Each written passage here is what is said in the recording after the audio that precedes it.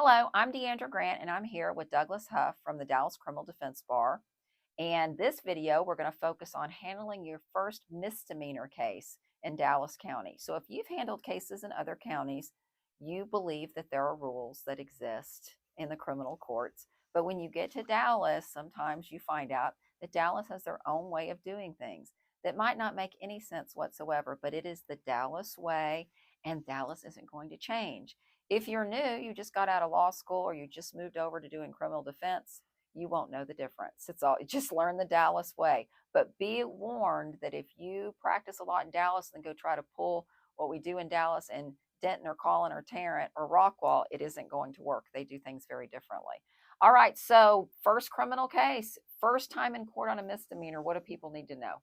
Well, all the misdemeanor courts are actually on the third and fourth floors Okay, from that's Crowley. important. So that makes it easy. Third and fourth floor, that's where you're going to be for misdemeanor court.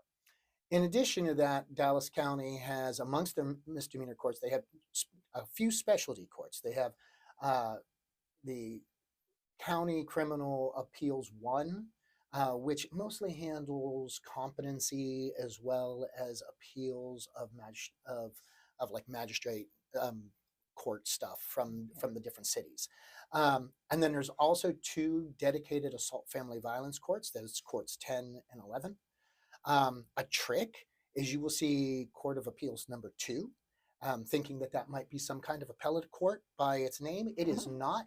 It is just another court, just another misdemeanor court. That means that it takes all types of cases there. That, yeah, a long, long, long time ago, the judge of that court took Class C appeals, but then decided not to anymore and turned it into just a regular misdemeanor court. And it's been that way since before I started working at the DA's office in '94. So a very long time, at least the early '90s. So don't let the appeals mean anything to you or think or throw you off. It's just another misdemeanor court.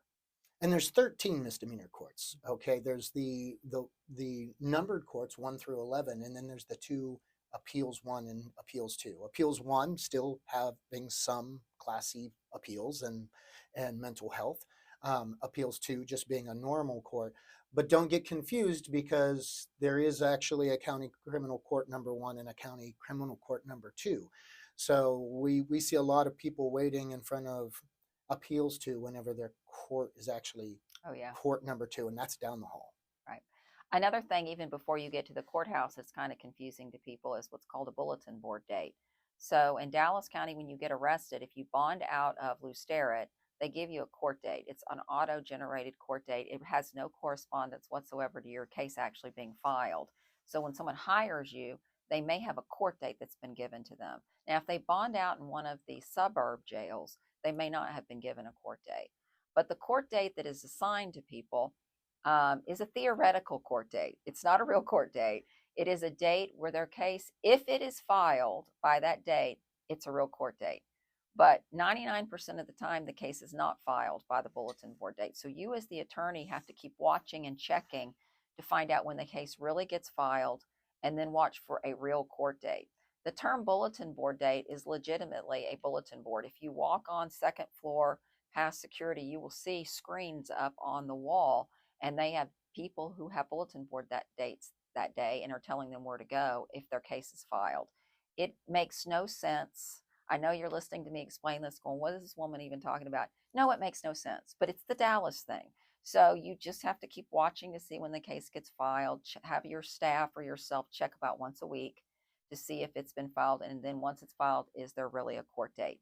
Now, do you have to come to court with your client on the actual real court date that is assigned to your misdemeanor? It depends. Such a lawyerly answer. So most of the time in Dallas County, the large majority of time in Dallas County, your client in a misdemeanor court only needs to appear if there's something dispositive. Whether you're going to be accepting a plea, or setting it for trial. Many of the courts require your client to be present for just setting it for trial, much less going to trial.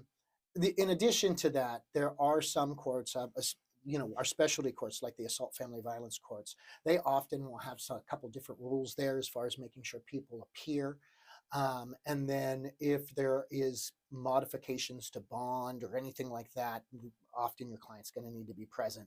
We see that in the misdemeanor courts where someone has charged with a DWI. They did not have an interlock order required at the time of them bonding out, but the court later on decided to add that. So now, yeah, then your client's going to have to be there. Well, what we'll see it a lot in DWI cases where when you were first arrested, it was charged as a Class B. The blood comes back, it's high. They then file the case as a Class A, and then when the case has a court date, the judge wants proof of interlock or to sign an interlock Yep. order. So your client has to show up with you to sign the bond conditions that are being modified. Every once in a while, we can get the client to sign it before the court date on our own and turn it into the court, but that's going to be on a case by case basis. So, generally speaking, we tell clients you don't have to appear on misdemeanors in Dallas County with a few exceptions, and bond modification is probably the biggest one. Also, if there's been a bond violation, that's a whole nother Yeah. ball of wax. But unlike some counties like Tarrant, where you have to show up every court date with your client, in Dallas, the general rule on misdemeanors is you do not. You can appear for them. Now, when we say appear, when you go, okay, let's say I've never been to Frank Crowley before. I have a misdemeanor case I'm handling for a client. It's a first court date. I'm showing up without the client because they don't need to be there. And I'm assigned to court six. My case is court six. So court six is on the third floor. Mm-hmm. I go to court six. What do I do when I get there? So, as opposed to many other counties, when you get a court date, for instance, like in Tarrant, and they tell you that you have to be there at 9 a.m., not only do you have to be there with your client at 9 a.m., but they call a docket.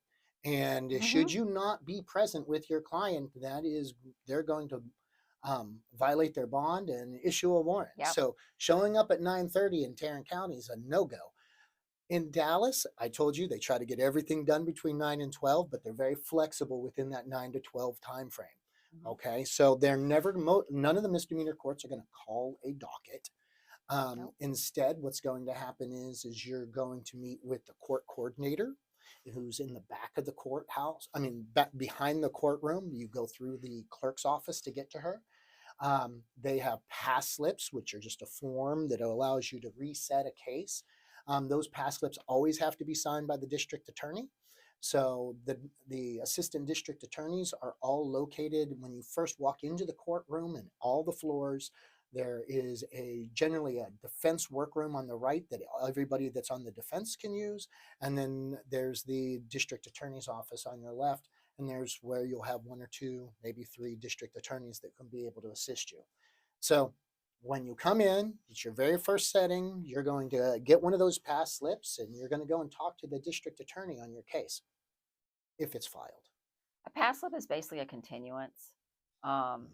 but they've always called it a pass slip in Dallas. And you fill in your client's name, the case number, the date, and then you put the new date when you're coming back, and you sign it. And the DA signs it. And then if the DA is making an offer on your case, it's a good practice to get them to write it on the Yes. pass slip, whatever the offer is. That way you have a copy of it, because these things are in multiple forms and you can take a copy. If for some reason they ran out, which has happened, and they're not in triplicate or duplicate anymore, you can just take a picture with your phone. So you have a record of what the offer was. Um, and then if for some reason the case is getting passed for reasons that have nothing to do with you, like the state hasn't made an offer or they're still contacting witnesses or whatever, you might want to write on the pass slip, past state contacting witnesses, or no offer yet, or some notation about why the case is being moved to another date. That's just a good practice. It's a good CYA, because the next time you come back to court, it may be a different prosecutor who may or may not have any record of the conversation you had with the first prosecutor. So I think writing that stuff on the pass slip is a good idea.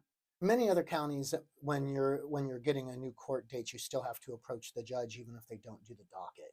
In Dallas, you do not have to do that.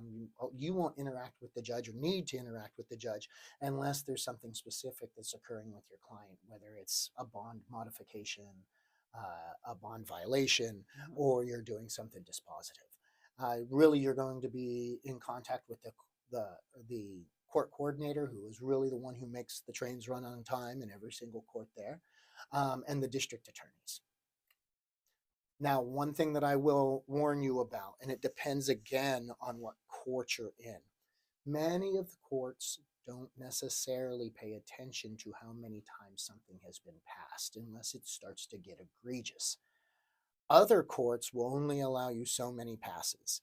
So on your first time there, you need to discuss that with the court Yeah, coordinator so that definitely. that way you are able to effectively calendar that for your client. One of the challenges that you have in Dallas that I do not find to be the same in, for example, Collin or Denton or possibly Rockwall, is that you usually get an offer immediately from Collin or Denton prosecutor the first time you go to court if you haven't already been emailed that offer before your court date. But in Dallas, they don't always give you an offer on the first court date, and sometimes it's following up with them between court dates at the next court date to try to get an offer. And if that's happening in your case, it's not unusual. Don't think it's just you. This is just one of those Dallas quirks where they just don't always have an offer on the case. And sometimes, unfortunately, you may pass the case a couple of times before you get an offer. True. You see that even more so in felony courts, which we'll get to. Yeah. Yeah. But it does happen in misdemeanor court.